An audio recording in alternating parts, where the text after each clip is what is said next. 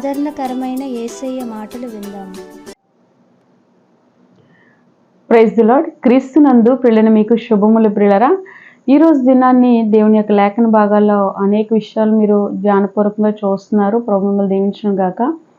ఈరోజు కూడా ప్రత్యేకంగా దేవుడు మీతో మాట్లాడుతున్న మాటలు ఏంటనంటే, ప్రతి విషయంలో కూడా మీరు శోధింపబడుతునేటప్పుడు, ఇబ్బందులు పడుతునేటప్పుడు, అనేక సమస్యల్ని ఎదుర్కొనేటప్పుడు కూడా మీరు తెలుసుకోవాల్సిన కొన్ని విషయాలు ఉన్నాయి. బైబిల్ గ్రంథంలో కొన్ని మాటలు మనం ధ్యానించినట్లయితే అందులో ఏమని రాయబడి ఉంటుందనంటే, దేవుడంట కొన్ని సందర్భాల్లో శోధనను కూడా మనకి అనుమతిస్తూ ఉంటాడంట. ఎందుకు అనుమతిస్తాడు అని అంటే పిల్లరా, మరి బైబిల్ వాక్యం సెలవిస్తుంది ఏంటంటే, విశ్వాసాన్ని పరీక్షించడానికి, క్రమశిక్షణలో నడిపించడానికి, అంతేకాకుండా మరి ఇంకా అనేక విషయాల్లో దేవుడు మీకు నిరీక్షణ కలిగించడానికి, ఇంకా ఎన్నో విషయాల్లో దేవుడు మిమ్మల్ని పరీక్షించి పరిశోధించడానికి కూడా శోధనలు అనుమతిస్తూ ఉంటాడు పిల్లరా. అందుకే వాక్యంలో మనం చూసినట్లయితే 1 పేతురు 1:6-7 మనం అక్కడ చదివినట్లయితే అక్కడ ఏముంటుందంటే, ఇందువలన మీరు మిక్కిలి ఆనందించుచున్నారు కానీ అవసరమును బట్టి నానా విధములైన శోధనల చేత ప్రస్తుతము కొంచెము కాలం మీకు దుఃఖము కలుగుచున్నది. ఏమంటున్నారండి? కొంచెము కాలమే దుఃఖం మీకు ఉందంట, తర్వాత మీకు దుఃఖం అనేది లేదని బైబిల్ వాక్యం సెలవిస్తుంది.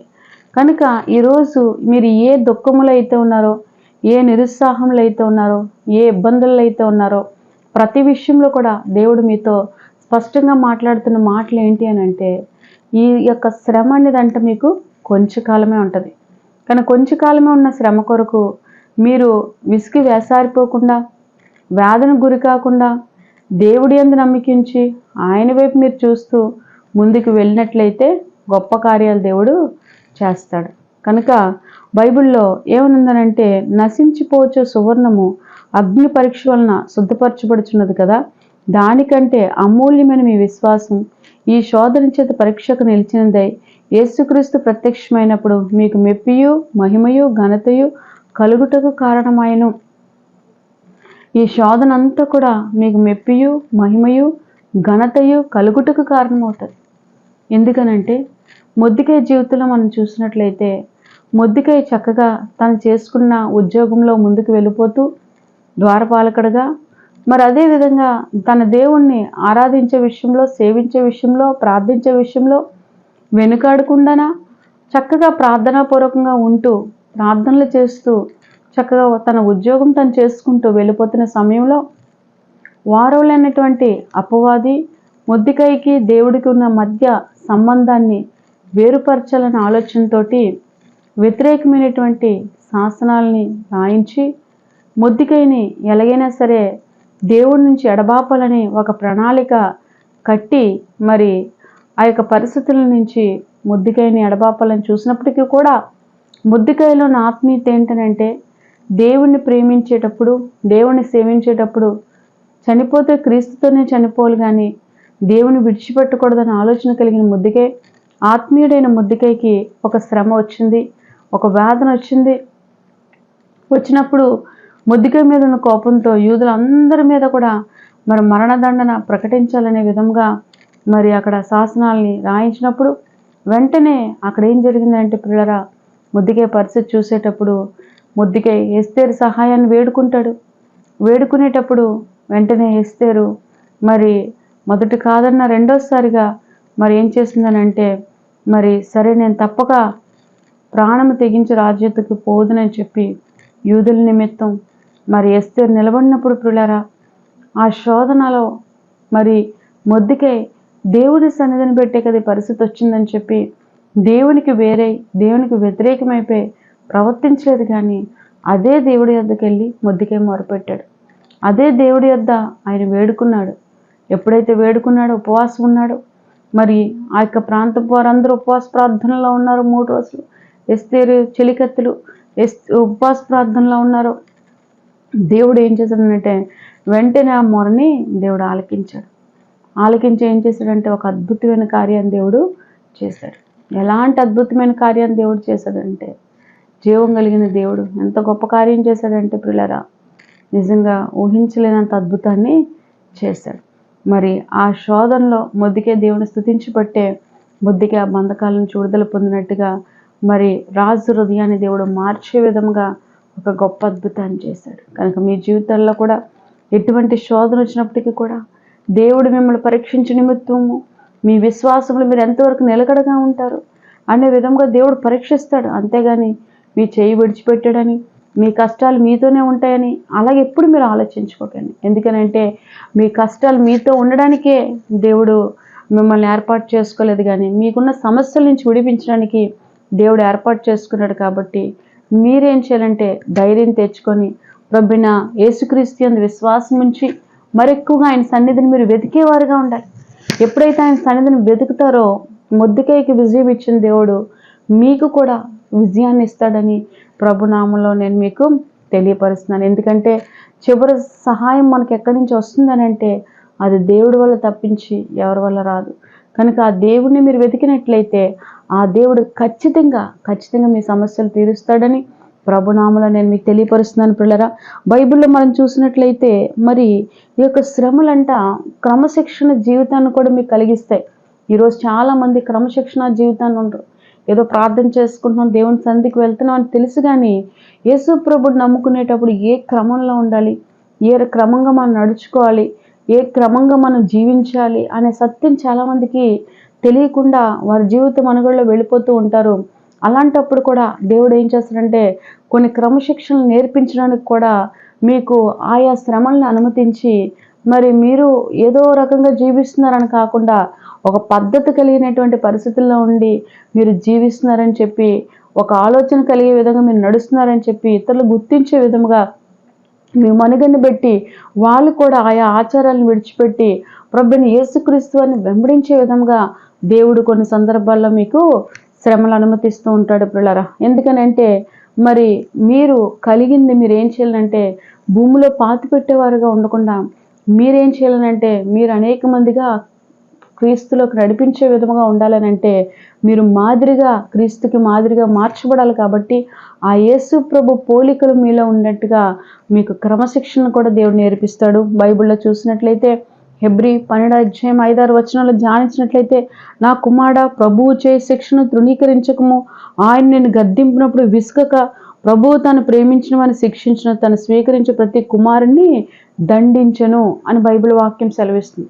కనుక దేవుడు దండించే సమయంలో మీరు దాని విషయంలో ఏంటంటే తక్కువగా ఆలోచించుకోకుండా మరి దేవుని యొక్క ఆత్మ చెప్పున మరి మీరు ఏం చేయాలంటే దేవుని మాటకి లోబడేవారుగా ఉండాలి. అందుకే దేవుడు ప్రేమించిన వారిని దేవుడు ఏం చేస్తాడంట, దండిస్తాడు, శిక్షిస్తాడు. ఎందుకనంటే మళ్ళీ తప్పులో పడిపోకుండా దేవుని కుమార్తె కుమారులుగా మీరు ఉండాలని ఆశపడుతూ కూడా దేవుడు ఒక్కొక్కసారి దండిస్తూ ఉంటాడు పిల్లలు. ఈ సత్యం ఎప్పుడైతే మీరు తెలుసుకుంటారో ప్రభువైన యేసుక్రీస్తు యందు విశ్వాసం ఉంచిన మీరు ఎటువంటి శ్రమలు వచ్చినా సులభంగా జయించేటువంటి విశ్వాసపు మెలకువలతో మీరు జీవించగలరు పిల్లరా.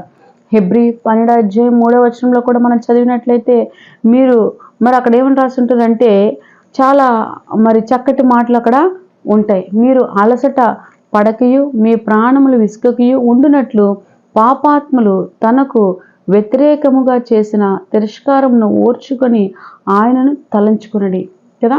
ఎవరైనా వ్యతిరేకమైన పరిస్థితులు మాటలు అవిశ్వాసానికి బదులుగా అవిశ్వాసం మాటలు పలికినప్పుడు వాటిని మీరు ఏం చేయాలంటే తిరస్కరించేసి, మరి అంటే వాళ్ళు తిరస్కరిస్తున్నప్పుడు వాటిని బట్టి మీరు ఏం చేయాలంటే దేవుడికి మీరు ప్రార్థన చేయాలి. ఎలాంటి ప్రార్థన అంటే ఓర్చుకుని ప్రార్థన చేయాలి.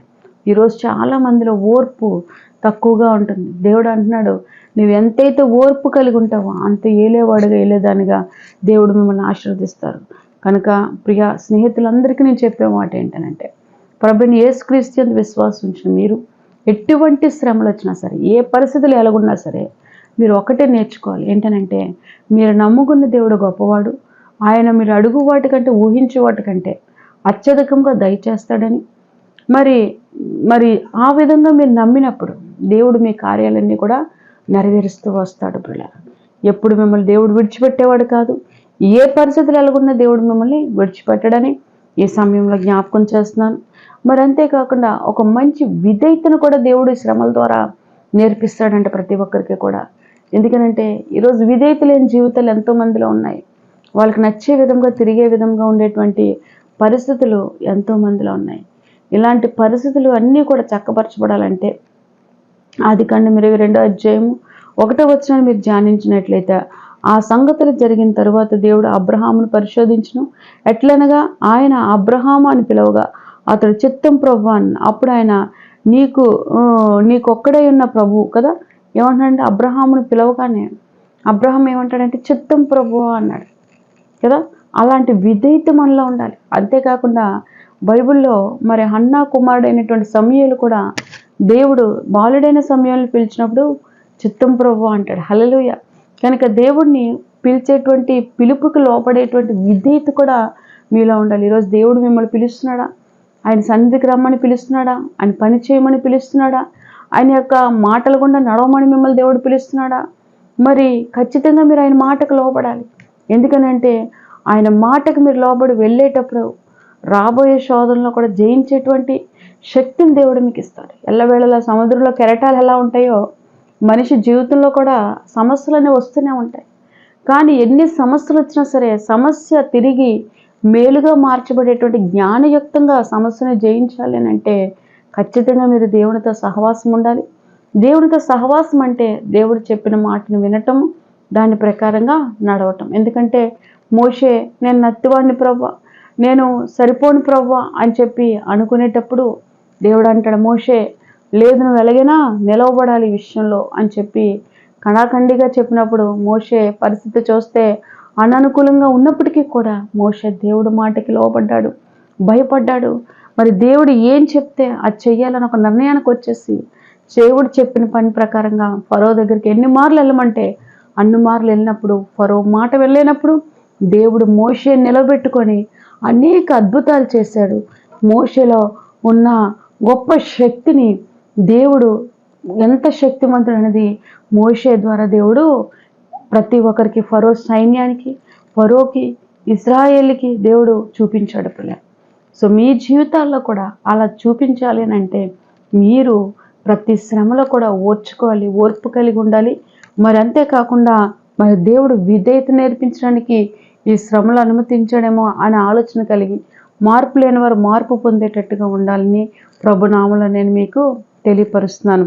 అయితే బైబిల్ ఏమని చెప్తున్నానంటే వాక్యంలో మనం చదివినట్లయితే ఇంకా అనేక విషయాల్లో శ్రమల గురించి మనం చూసినట్లయితే అక్కడ ఏమని రాయబడి ఉంటుందని అంటే దేవుడంట మనము సహించినంతే శోధన ఇస్తాడు, కానీ అధికమైన శోధన దేవుడు మనకి అనుమతించే పరిస్థితి లేదు పిల్లలు. ఎందుకంటే బైబిల్లో మనం చూసినట్లయితే సాధారణంగా చూడండి అక్కడ ఏమని రాయబడి ఉంటుందంటే 1 కొరింథీ 10వ అధ్యాయం 13వ వచనంలో అంటారు, సాధారణంగా మనుషులకు కలిగే శోధన తప్ప మరి ఏది మీకు సంభవింపలేదు.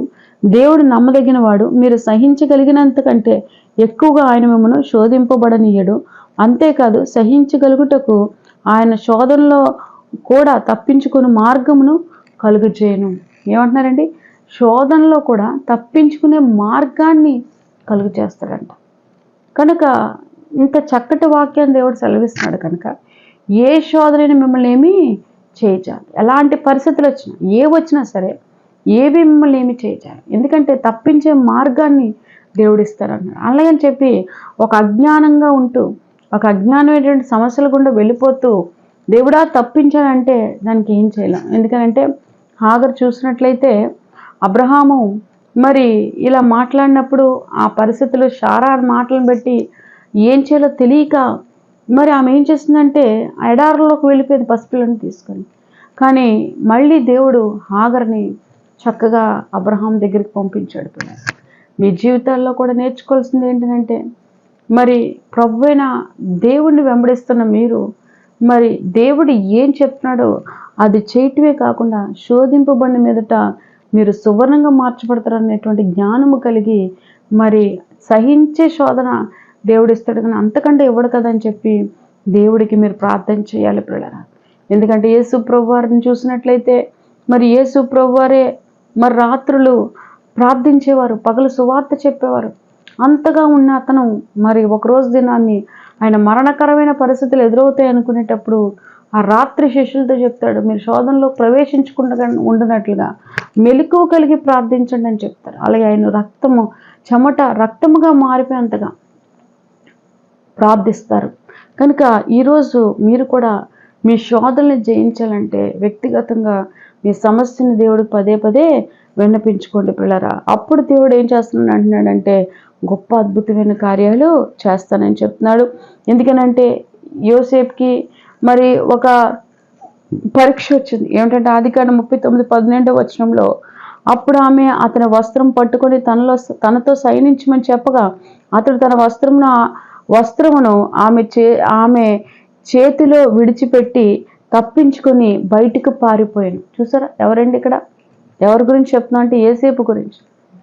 మరి పొతీఫర్ భార్య సైనించమని తన వస్త్రమును పట్టుకున్నప్పుడంట వస్త్రాన్ని విడిచిపెట్టి పారిపోయాడంట. ఎందుకంటే బైబిల్ వాక్యం చెప్తుంది, దేవునికి విరోధంగా నేను ఏ పాపము చేయజాలనన్నట్టుగా. మరి అక్కడ చక్కగా యోసేపు మాట్లాడటాన్ని మనం చూస్తాం పిల్లలు. కనుక ఈరోజు తప్పించుకునే మార్గం కూడా ఉంటుంది. శోధన ఎలా అయితే వస్తుందో దాని నుంచి తప్పించుకునే మార్గం కూడా ఇక్కడ యోసేపు పట్ల దేవుడు తన ఆత్మీయత గొప్పది కాబట్టి ఆత్మీయ జీవితం ఆ శోధనకి బలి కాకుండా వెంటనే అక్కడి నుంచి తప్పించుకొని ఆ పాపం చేయకుండా తనకు తాను కాపాడుకొని భద్రపరచబడ్డాడు. ఈరోజు కోరుండి హృదయము చెడిపోయే విధముగా నచ్చే విధముగా వెళ్ళి రకరకాల పాపాల్లో పడిపోతూ మరి జీవితాన్ని నష్టపరుచుకుంటున్నారు చాలామంది. ఈరోజు అలా నష్టపరుచుకున్నాక దేవుడు ఎక్కడున్నాడు, ఏం చేశాడు అంటున్నారు. అసలు వ్యక్తిగతంగా మీ వ్యక్తిగతమైన బుద్ధి కరెక్ట్గా ఉన్నట్టుగా దేవుడికి మీరు ప్రార్థన చేయాలి. ఎందుకనంటే మనసు నిలకడగా లేనప్పుడు మనిషి ఎన్ని ఆలోచించినా సరే ఏమీ చేయలేరు. కనుక క్రీస్తులో ఉన్న మీరు, దేవుణ్ణి వెంబడిస్తున్న మీరు, మీ హృదయము నిలకడగా ఉన్నట్టుగా పవిత్రమైన విషయాల ముందుకు వెళ్తూ అపవిత్రమైన విషయాలకు దూరంగా ఉంటూ ముందుకు సాగిపోమని ప్రభునామములో నేను మీకు తెలియపరుస్తున్నాను. అయితే బైబిల్ వాక్యం ఏమని చెప్తుందంటే 1 సమూయేలు 18:11 దావీదు ఈటి తగలకుండా అంట కదా. దావీదును కూడా దేవుడు ఏం చేశాడంటే ఈటి దెబ్బ తగలకుండా సౌలు చేతిలో నుంచి దేవుడు తప్పించేవాడు. అలాగా దేవుడు ప్రతి శోధన నుంచి కూడా తప్పిస్తాడు. దావీదు కూడా ఆత్మీయుడు కాబట్టి సౌలు ఎన్నోసార్లు ఈటి దెబ్బ విసురుతూ ఉంటే దేవుడు అద్భుతంగా దావీదుని తప్పించాడు పిల్లలు. కనుక దేవుడు మిమ్మల్ని తప్పిస్తాడు. ఈ సమయంలో ఏ శోధన వచ్చినప్పటికీ కూడా అది మిమ్మల్ని ఏమి చేయకుండా దేవుడు మిమ్మల్ని తప్పిస్తాడు. మీరు చేయవలసింది ఏంటంటే మనోధైర్యము తెచ్చుకుందురుగాక, దేవునికి ప్రార్థన చేయుదురుగాక. అయితే బైబిల్ ఏమని చెప్తుందనంటే యోబు 23:10 అంటారు కదా, నేను నడిచిన మార్గము ఆయనకు తెలియను, ఆయన నన్ను శోధించిన తర్వాత నేను సువర్ణము వలె కనబడదు. యోబు అంటున్నారు కదా. ఏమంటే ఆయన మార్గాల్లో మనం నడుస్తునేటప్పుడు ఖచ్చితంగా శోధన అనేది ఉంటుంది. ఎందుకంటే ఈ లోకంలో మనం ఉంటున్నాం కాబట్టి లోకానికి వేరే జీవించేటప్పుడు ఈ లోకం ఏం చేస్తుందంటే దాని వైపు లాగడానికి అనేక రకాలుగా విశ్వ ప్రయత్నాలు చేసినప్పటికి కూడా మీరు ఎప్పుడైతే దేవుళ్ళలో ఉండి నడుస్తారో అప్పుడు దేవుడు ఏం చేస్తాడంటే ఆ శోధన నుంచి మిమ్మల్ని విడిపిస్తాడు, ఖచ్చితంగా విడిపిస్తాడు పిల్లరా. అందుకే అంటున్నాడు కదా అక్కడ వాక్యంలో కూడా చదివినట్లయితే మీ స్థితికి తగ్గట్టుగా ప్రతిఫలం కూడా ఇస్తాడంట. మీరు శోధింపబడినప్పుడు, మీరు దేవుళ్ళలో ఎదుగుతూ శోధింపబడుతున్నప్పుడు రాబోయే రోజుల్లో మీ స్థితికి తగ్గట్టు ప్రతిఫలాన్ని ఎస్తేరు గ్రంథం 2:18 అప్పుడు రాజు తన అధిపతులందరికీ సేవకులందరికీ ఎస్తేరు విషయమై ఈ యొక్క గొప్ప విందు చేయించి సంస్థానాల్లో సెలవిచ్చిన దినమున ప్రకటించను. రాజు స్థితిని తగినట్టుగా బహుమతులు ఇప్పించెను. హల్లెలూయా చెప్దాం.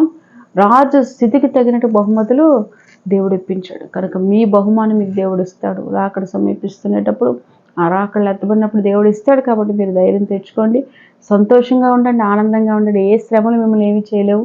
శ్రమలు చూసి భయపడిపోయి జడిచిపోకండి.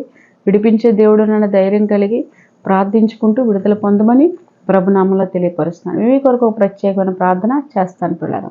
మహోన్నతుడా, మహిమోన్నతుడా, సర్వశక్తిమంతుడా, న్యాయాధిపతి నీకు వందనాలు ప్రభువా. ఎవరు ఏ శ్రమలతో బాధపడుతున్నారో ప్రభువా ఆ శ్రమల నుంచి విడిపించిన అనారోగ్యమైన శ్రమ యేసు నామములో వాళ్ళని విడిచి బయటికి పోవును గాక నీకు వందనాలు ప్రభువా. ఇప్పుడే యేసు నామములో దైవిక స్వస్థత వారికి వచ్చిన గాక నీకు వందనాలు ప్రభువా. థ్యాంక్ యూ హోలీ స్పిరిట్, నీకు వందనాలు ప్రభువా. అట్టి విధంగా తండ్రి ఆర్థికంగా ఇబ్బంది పడుతున్న వాళ్ళని దేవా యొక్క రాబోయే రోజుల్లో అయ్యా ప్రతి ఒక్కరికి ఉన్న సమస్యలు విడిపోయినట్టుగా ప్రభా ఆర్థిక సమస్యల నుంచి విడిపించండి ప్రభా. ఆత్మలో ఎదగలేని వారికి ఆత్మలో ఎదుగుదల దయచండి ప్రభా. రక్షణ లేని వారికి రక్షణ దైత్యం నడుతున్నాను తండ్రి. లార్డ్ కనికరించండి ప్రభా. కొంతమంది గృహాలు కట్టుకుంటున్నారు నాయన, ఇల్లు నిర్మాణం పూర్తి అవ్వాలని ఎదురు చూస్తున్నారయ్యా. యేసు నామములో వారి ఇల్లు నిర్మాణం పూర్తి అయిపోను కాక నీకు వందనాలు ప్రభా. థ్యాంక్ యూ హోలీ స్పిరిట్, నీకు వందనాలు ప్రభా. అయ్యా చక్కగా గృహప్రవేశాలు జరిగి ప్రభు నామాన్ని వారు ఘనపరచుతారు కాక నీకు వందనాలు. డబ్బు లేని వారికి డబ్బులు దయచేయమని అడుగుతున్నాను ఆయన. కావాలని కడుతున్నప్పుడు ఆటంకాలు పెడుతున్న దురాత్మ శక్తుల నుంచి విడిపించిన ఆయన వారి ఇల్లు త్వరగా కట్టబడ్డానికి సహాయం చేయండి ఆయన. లార్డ్ కనికరించండి ప్రభా, మా ప్రార్థన ఆలకించండి ప్రభా. అంతేకాకుండా ప్రభా ఇంకా ఎవరు ఏ పరిస్థితులతో అయితే ఉన్నారు ఆ పరిస్థితుల నుంచి విడిపించమని అడుగుతున్నాను తండ్రి. దేవా ఉద్యోగాలు లేని వారికి ఉద్యోగాలు దయచేయమని అడుగుతున్నాను. వ్యాపారాలు అభివృద్ధి లేని వారికి వ్యాపారాల అభివృద్ధిని దయచేయమని అడుగుతున్నాను ఆయన. అయ్యా గొప్ప మేలు జరిగించండి ప్రభా. అయితే న్యూ ప్రాజెక్ట్స్ స్టార్ట్ చేస్తున్నారు ప్రభు నాయన, ఆల్రెడీ స్టార్ట్ చేస్తారు ప్రభు. అటువంటి ప్రాజెక్ట్స్ అన్నీ కూడా సక్సెస్ఫుల్గా నాయన ఆశీర్వాదకరంగా జరిగించమని అడుగుతున్నాను నాయన. నీకు ప్రభుత్వం తరపున కూడా ఓపెన్ చేసి ప్రతి ప్రాజెక్ట్ కూడా ఆశీర్వాదకరంగా ఉండునుగాక నీకు స్తోత్రం నాయన. ప్రజలందరూ ఆ ప్రాజెక్ట్స్ని బట్టి దీవింపబడుతురుగాక నాయన. ప్రభుత్వం దీవింపబడునుగాక. లార్డ్ కనికరించండి ప్రభా. పేరు పేరున ప్రభా ప్రతి ఒక్కరిని దీవించండి ప్రభా. ఆశీర్వదించమని బిడ్డలు రాయబోయే ఎగ్జామ్స్లో ఘనమైన విజయం వరకు దయచేయమని. క్రిస్మస్ న్యూ ఇయర్ పండుగలు వస్తూ ఉండగా ప్రభు నాయన వారి జీవితాల్లో గొప్పగా ప్రతి ఒక్కరు చేసుకుని ఆనందించి క్రీస్తులో ముందుకు వెళ్ళినట్టుగా, ముఖ్యంగా రక్షణ లేని కుటుంబాలకి ఈ యొక్క నాయన తండ్రి దినాల్లో నూతన సంవత్సరం అడుగు పెడుతూ ఉండగా రాబోయే రోజుల్లో వారికి రక్షణ దయచేయమని యేసయ్య నామంలో అడిగి వేడుకొని ప్రార్థిస్తున్నాం తండ్రి. ఆమేన్. ప్రియులారా, మరి దేవుడు మిమ్మల్ని దీవించి ఆశీర్వదించునుగాక. మరి ఈ కార్యక్రమాన్ని ప్రోత్సహించండి, ఆర్థికంగా మీ సహాయాన్ని మాకు అందించమని ప్రభునామంలో తెలియపరుస్తున్నాం. మరి ముఖ్యంగా చెప్పాలంటే నిత్యము చూడడానికి ఈ కార్యక్రమాన్ని మరి జీసస్ కింగ్డమ్ చర్చ్ అనే ఛానల్ని సిస్టర్ సంధ్యారాణి పెదిరెడ్ల అని చెప్పి ఉంటుంది, మీరు సబ్స్క్రైబ్ చేసుకొని ప్రభు దీవెనలు పొందుకోమని యేసయ్య నామములో తెలియపరుస్తున్నాను. May God bless you. అద్భుతమైన సాక్ష్యం విందాం. దేవుని నామానికి వందనాలు. సిస్టర్ సంజయరాణి సిస్టర్ గారికి, పాశ్రమ్ గారికి నా హృదయపూర్వక అభినందనలు తెలియజేసుకుంటున్నాం. జీసస్ కింగ్డమ్ చర్చ్కి వచ్చిన తర్వాత అనేక అద్భుతాలు మేము చూసామండి. మరి మొదటగా నేను ఆర్థికంగా ఎన్నో ఇబ్బందులు పడ్డానండి. మరి తినడానికి తిండి కూడా లేని స్థితిలో నేను ఉండేదాన్ని. మరి ప్రార్థన చేశారు సిస్టర్ సంజయరాణి గారు. మరి ప్రార్థన చేసిన తర్వాత మరి అనేక అద్భుతాలండి. మరి దేవుని కృపను బట్టి మరి నాకు మంచి జాబ్ దొరికిందండి. దొరికిన తర్వాత అందులో ఆర్థికంగా బలపడి స్థిరపడి ఉన్నానండి. మరి శాలరీ కూడా మరి మంచి శాలరీ ఇచ్చి మరి ప్రభు నన్ను నడిపిస్తున్నారండి. ఈ రోజు మేము ఇలా ఉన్నామంటే దేవుని కృప, సిస్టర్ సంజయరాణి గారి ప్రార్థన అండి. మరి ఆర్థికంగా అనేక ఇబ్బందులు మరి మాకు దేవుడు అనేక మేలులు చేశారండి. దాన్ని బట్టి వందనాలు తెలియజేసుకుంటున్నాము. అలాగే రెండోదిగా అమ్మ నాన్నగారు ఇచ్చిన స్థలం ఉండేదండి. ఎన్నో సంవత్సరాలుగా నేను ఆ ఇల్లు కట్టుకోవాలని ఆశపడేదాన్ని. మరి తినడానికి తిండే ఉండేది కాదు. అలాంటి ఇల్లు ఎలా కట్టుకుంటానో బాధపడేదాన్ని. ఆ టైంలో మరి సిస్టర్ సంజయరాణి గారికి మరి చెప్పి మరి ప్రార్థన చేయించానండి. మరి వారి పాశ్రమ్ గారు మరి ఆ గృహానికి వచ్చి మరి ఆ భూమి మరి ప్రార్థన చేశారండి. చేసిన నెలలో అద్భుతం కార్యంగా దేవుడు చేశారండి. ఆ డబ్బులు అంతా దేవుడే మరి సమకూర్చి మరి మంచి గృహాన్ని దేవుడు కట్టించి ఇచ్చారండి. ఇది కేవలం సిస్టర్ సంజయరాణి గారి ప్రేయర్ వల్ల, అలాగే దేవుని కృపణ వల్ల అండి. మరి అలాగే మూడోదిగా కూడా మరి నాకు అనారోగ్యం ఉండేదండి. చాలా అనారోగ్య పరిస్థితి, దగ్గు విపరీతంగా సంవత్సరం కూడా దగ్గు వచ్చేసేదండి. ఆ దగ్గు వస్తే 10 నిమిషాలు పావుగంట తగ్గేది కాదు. నేను ఎంతో బాధపడేదాన్ని. అప్పుడు మరి సిస్టర్ గారు ఒకసారి మా సిస్టర్ సంధ్యారాణి గారు మరి మా గృహానికి వచ్చి దర్శించినందుకు వచ్చారండి. వచ్చి నా పరిస్థితి చూసి, ఏటి సిస్టర్ గారి పరిస్థితి అంటే నాకు ఇలా ఉందని చెప్తే అప్పుడు సిస్టర్ గారు అయ్యో అని బాధపడి ఆ రోజు ప్రార్థన చేశారండి. ఆ ప్రార్థన చేసిన తర్వాత దేవుడు మరి వారి అద్భుతంగా కార్యం చేసి ఆ దగ్గు ఇప్పటి వరకు మరి లేదండి. మరి అంత అద్భుతం అంటే దేవుడికి వందనాలండి. మరి ప్రతి ఒక్క స్థితిగతిలో కూడా మమ్మల్ని దేవుడు మార్చారు. ఆ ఆర్థికంగా మా దేవుళ్ళు ఎన్నో స్థితిగతులు మార్చారు. ఇదంతా దేవుని కృప, సిస్టర్ సంధ్యారాణి గారి ప్రార్థన అండి. అనేక అద్భుతములు మేము చూస్తామండి. మరి గృహానికి మరి వచ్చిన తర్వాత మరి ప్రతి ఒక్క బలహీనంగా మేము ఉండేదాన్ని. ఎప్పుడు ఒంటరిగా ఉండి బాధపడేదాన్ని నేను. అప్పుడు మా పరిస్థితులు సిస్టర్ గారు ప్రతి ఒక్క మాట కూడా నేను ఫోన్లో చేసి చెప్తూ ఉండేదాన్ని. సిస్టర్ గారు భయపడకుండా మీకు దేవుడు అద్భుత కార్యాలు చేస్తారు, మీ అందరూ దేవుడు అనేక అద్భుతాలు చేస్తాను, ప్రతి ఒక్క విషయంలో కూడా మాకు ముందుండి సిస్టర్ సంజయరాణి గారు ప్రతి ఒక్క విషయంలో కూడా మాకు ధైర్యపరిచి బలపరిచి దేవుళ్ళు ఎలా ఉండాలి, ఎలా నడుచుకోవాలి, ప్రార్థన ఎలా చెయ్యాలి అన్ని కూడా మరి ఒక ఆత్మీయ తల్లిగా మరి సిస్టర్ సంజయరాణి గారు నేర్పించారు. మరి దేవుని కృపను బట్టి మేము ఇలా ఉన్నాడు. కేవలం మరి సిస్టర్ గా మరి దేవుని కృప, సిస్టర్ సంజయరాణి గారి ప్రార్థన అండి. మరి ప్రతి ఒక్క అనేక వాక్యంలో కూడా వాక్య పరిచయం కూడా మాకు ఎంతో బాగా మరి అర్థమయ్యేలాగా ప్రతి ఒక్క పాయింట్ కూడా మాకు ఎంతో గద్దించి మరి చెప్తారండి. మరి మా తప్పులు మా ఏమున్నా సరే సరిచేసి ప్రతి ఒక్క దీంట్లో కూడా మాకు ఎంతో అండగా ప్రతి ఒక్క దీంట్లో ఉంటున్నారండి. దాన్ని బట్టి దేవుడికి వందనాలు తెలియచేసుకుంటున్నాం. మరి దేవుని కృపను బట్టి వాళ్ళు ఇలా ఉన్నామండి. మరి 3 సాక్ష్యాలు బట్టి కూడా మరి దేవుడికి వందనాలు. చిన్న సాక్ష్యం దేవుడు దీవించిన కాక మరి ఈ సాక్ష్యం చూసిన వాళ్ళందరూ కూడా ప్రతి ఒక్క బిడ్డ కూడా జీసస్ కింగ్డమ్ చర్చ్కి వచ్చి అనేక అద్భుతాలు కూడా మీరు కూడా చూడాలని ఆశపడుతున్నానండి. 12-804 Gandhi Nagar, Thotagaruvu junction, Arilova, Visakhapatnam. Pin code number 530040. మా ఫోన్ నంబర్ 8374100480. 8374644755 కనుక మా ఫోన్ నెంబర్లను సంప్రదించండి. మీ విన్నపాలు మాకు తెలియపరచండి. ప్రత్యేకమైన ప్రార్థనలు చేయించుకోండి. జీసస్ కింగ్డమ్ చర్చ్కి వచ్చి ఆశీర్వాదాలు పొందుకోండి. ప్రభు మిమ్మల్ని ఎల్లవేళలా దీవించి ఆశీర్వదించును గాక. God bless you.